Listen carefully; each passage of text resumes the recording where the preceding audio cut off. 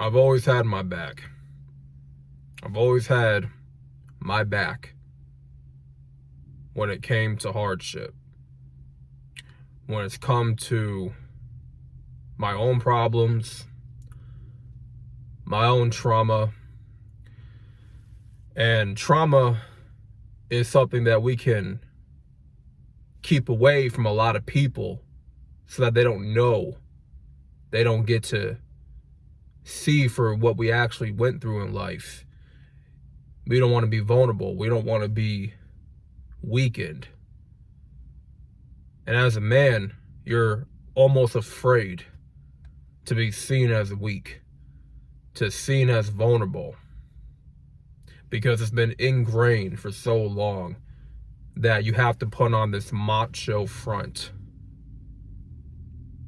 to make it seem like everything is all swell, to be all pretentious. It's really just exhausting to keep up that facade for so long. The thing about me is I never had anyone, truly anyone in my life that I could go to when I'm dealt with a problem, dealt with a conflict. I've been so conformed to dealing with it on my own and pushing through the storms, pushing through whatever it is that I got to push through in order to get past this conflict that I'm facing. And I made sure that I never ran to the wrong people, to the wrong sources, because that can be dangerous. That can be very dangerous, running to the wrong sources, running to the wrong people, right? I've always been cognizant of that. After being around people in my life, the circle that I had was of a negative influence. No one ever truly had my back. And see, that's a hard lesson to learn when you're 17, 18 years old. Some of you dudes don't learn that until you're in your 20s. I've had to learn that at a young age. Yeah. I'm 28. And, being prepped the way I was prepped for real life, it did not feel good, right? And learning the hardcore truth that all you have is yourself to lean on. And for the longest time, all I had was myself to lean on. And I'm speaking in terms of this earth realm that we live in. All it is you. It's just you, man. All you have is you. You may be blessed to have folks in your life that you can depend and rely on, but how long can you depend on people? How long can you go to people for that emotional safety blanket? How long? Because it's only so long that you can go to those people for that emotional blanket. And sooner or later, you're going to have to come to terms that this life that you live, it's all on you. It's all on you to figure it out. It's all on you to make your way, to find your purpose in this life. And I'm in a very interesting time in my life spiritually, where I'm walking close with God, clinging closer to the Lord to figure out what my real purpose is. And let me just say this. This is not some oh, I hate being around people. Oh, I can't stand people. People suck type of video. No. I never want to speak from those terms, because I believe there are good people out there, genuinely good people out there. I want to believe that there are good people that watch my channel. Okay? And it's just, for me, growing up, I've had a lot of bad experiences where it forced me to kind of hold up this wall. Not to a point where I can't hold a conversation. No, not at all. I'm going to only talk to people under certain circumstances.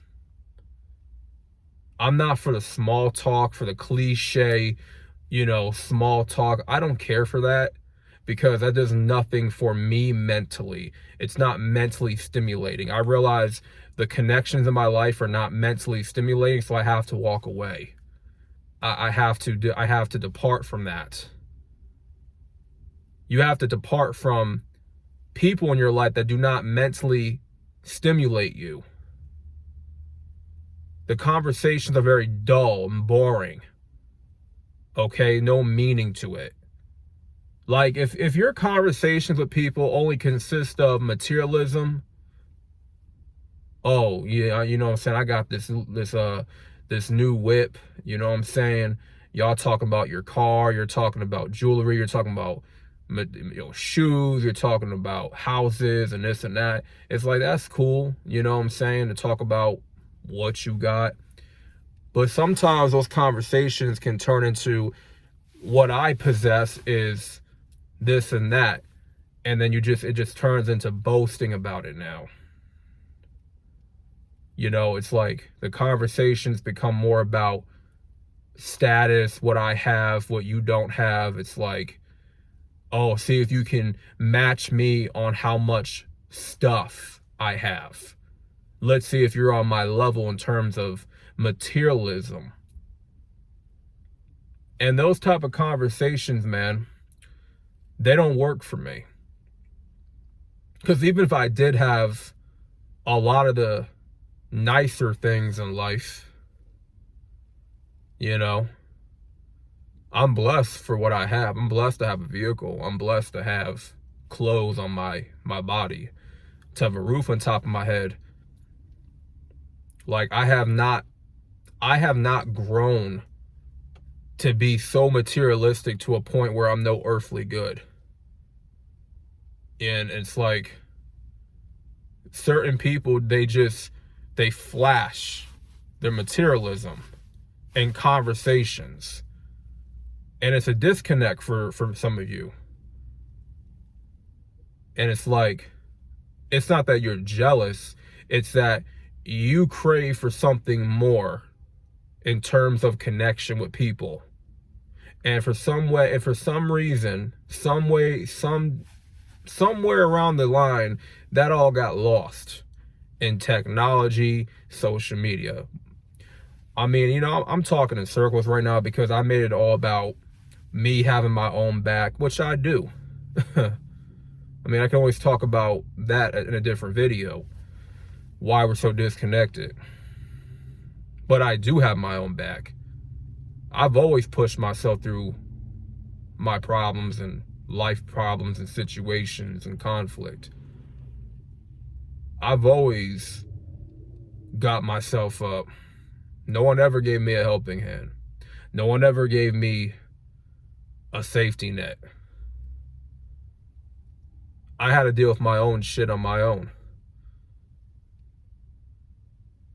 Because for the longest time, it always felt like no one understands me, no one gets me.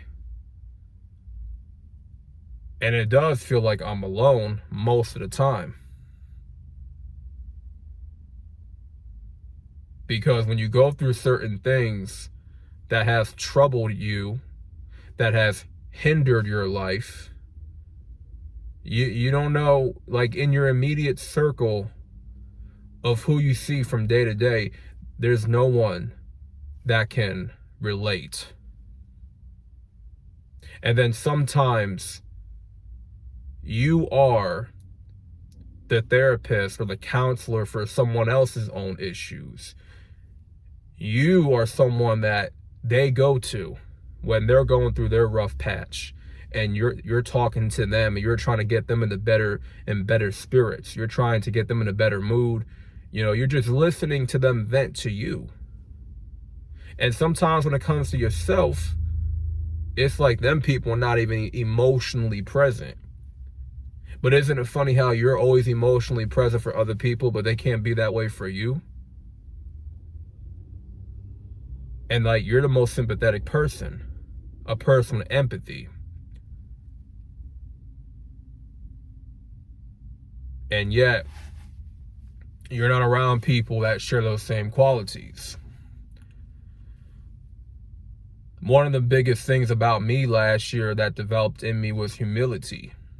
Humility to help others in need. Not putting myself first. Showing kindness, showing hospitality, being a cheerful giver. And I never once thought about what's in it for me.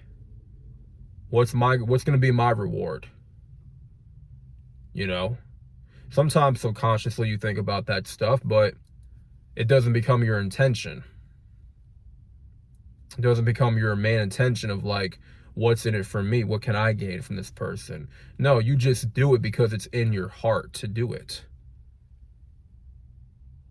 You have a generous heart. And I kind of get that from my mom, because my mom has a very giving heart. And she's been hurt so many times by friends, boyfriends, relationships. She's been hurt many, many times. And I watched her get hurt many times, like emotionally. And so, knowing that she's a cheerful giver, that's a blessing. For me, it's a little bit hard at times because, I don't like to always be given. Especially when I've grown up my whole life not being given to. And just kind of being slighted,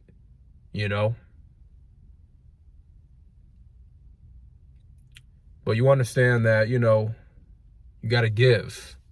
You got to overcome that cold-heartedness, And through my toughest days, I've always found a way to get past, to find something to get me through. Even though I used pornography in the past, overindulged in food to kind of get me through, that wasn't healthy options, of course not. But I never truly turned to other people. Because I always thought, okay, I'm like a burden to people because, I don't know, I just always had that thought that, okay, I feel like I'm going to be a bothersome to this person if I ask for help. I don't know why I felt like that all the time. It's very weird. But at the end of the day, through the storms of my life, I have survived. Knowing where I come from, knowing that I've been fatherless my whole life, I could have ended up being a criminal. I could have ended up committing all these different offenses and out here really bugging out. I could have turned into a whole menace if I wanted to in my life. I could have dropped out of school if I wanted to. I could have ended up like a real piece of shit of a person. But I always had my mom, as that loving mother that she was. And obviously she couldn't give to me what I was really looking for, and I was a masculine leader, right? She couldn't give me that. No, right? And I'm blessed to have my mother. I really am. I'm very blessed. And as I mentioned in my live, like, that's probably the only family that I have at this point in my life. Because I can't recall a time where there is any much family or any friends that I can call on for help, that I can go to talk about different issues and problems that I'm going through. And when I really needed that voice, when I really needed that support, it was never there. It was never there. And it's funny how some people want to come into your life and want to act like they're your brother. Out of nowhere, out the blue, they want to act like, oh, you know, we're brothers and this and that. We're brothers in Christ. You know, they'll try to bring God into it. It's like, no, don't bring God into this. Because when I was going through my rock bottom, I don't recall ever seeing you around. You know, they want to offer you brotherhood. They want to offer you friendship so quick. And it's like, at 28, man, I have been through so much previously. And I've been betrayed. I've been had my back stabbed a couple times and dealt with hardship. And I went through it all alone. And I'm supposed to just accept you into my life out of nowhere, or accept you as some brother when you haven't shown or proven yourself to be a brother. It's like people have to prove that they are a brother to you in your life. Don't ever fall for that, man. Don't ever fall for that trick where people try to like brother you up or sister you up out of nowhere. They never really spent that much time with you, right? They don't know what you actually went through. You know, it's like I'm more man enough to admit what I went through, admit that I did this, admit my own faults in life and be accountable and all that stuff, and also confess sins and whatever, and be honest what I went through. Man enough to deal with my own shit and not run to everybody. So it taught me that lesson, not to run to everybody for help, to be a man and stand on your own 2 feet. And that's what life has really molded me into becoming. And so that's me at the end of the day. You know, that's why I roll solo. If you wonder why I call myself Solo Dolo, it's because I actually live by that, you know? It's not to a point where I hate people, it's that I'm very selective in who I want in my life. And it's like, I have been through things on my own, and I had to deal with it on my own accord. Not having to run to people every time something got hard. You know what I mean? And not having to lean on everybody. No. I can say that I'm not blessed in that way, to say that I got for a lot of friends in my life and a lot of family that I can go to, that I can turn to. No, I'm not fortunate like that. You know? And that has really nothing to do with the type of person that I am. That's just what it is. Not everybody's blessed to have a big family. It has nothing to do with your personality. It has nothing to do with you as a person. You didn't do anything wrong. You're just not that blessed to have the people in your life that other people do, to have the support system that other people have. See, sometimes in life, you got to be taught how to go through shit on your own. And no matter how much it hurts, so sometimes God will design your life in a way that you don't have support like that. You don't have people on your team, or they don't have your back like that. You don't got much family. He'll design your life to a point in that way so that you can wholeheartedly follow him, that you can seek him with a whole heart, that he will be your primary focus. I know that sounds weird. I know it sounds unusual, but I do truly believe that that's the case. Because I have really seeked the Lord a lot in this season of my life, discovering things about myself that I wasn't aware of at first. And,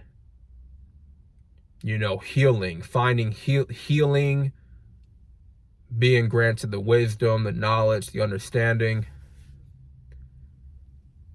and just trying to walk a better path, and it's not a popular route to take.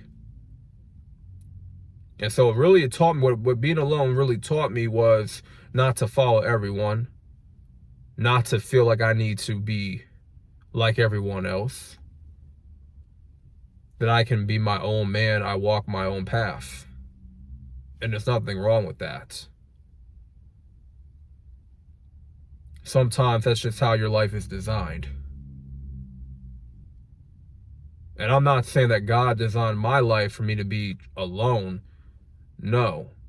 I think for me to be alone a long time, this long, it's more so a lesson that I'm learning, and that I'm growing in being alone,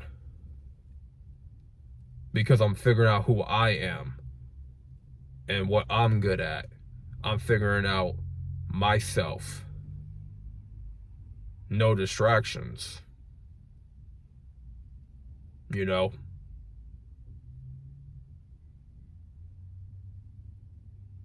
it comes to my life, I hold myself accountable. I've always been there for myself. And that's a fact. To the people that left my life, that just turned their back on me, it is what it is. They was never true to begin with. They were never meant to be in my life to begin with. And I can accept when people walk away, because I don't get in my feelings when people walk away. It's like, if it's meant to be that way, then cool. If people are meant to stay up in your life, then it's like that for a reason. But I've been in contact with so many people, so-called friends, that were very fake, that were very snakish, disrespectful, arrogant, all that. Very negative, very pessimistic,